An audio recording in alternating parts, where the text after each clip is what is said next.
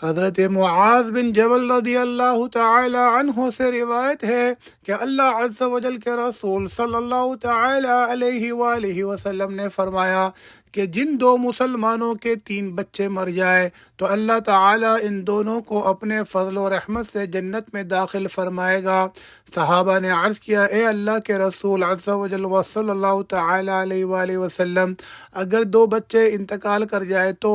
سرکار صلی اللہ تعالی علیہ وآلہ وسلم نے فرمایا 2 کا بھی یہی اجر ہے۔ پھر صحابہ نے عرض کیا، اے اللہ عز و جل کے رسول عز و جل و صلی اللہ تعالی علیہ وآلہ وسلم، اگر 1 فوت ہو جائے تو سرکار صلی اللہ تعالی علیہ وآلہ وسلم نے فرمایا 1 کا بھی یہی اجر ہے۔ پھر فرمایا، قسم ہے اس ذات کی جس کے قبضہ قدرت میں میری جان ہے کہ خام حمل جو ساقط ہو جاتا ہے اپنی ماں کو ناروں کے ذریعے جنت کی طرف کھینچے گا جبکہ ماں اس تکلیف پر صبر اور ثواب کی طالب ہوئی ہو۔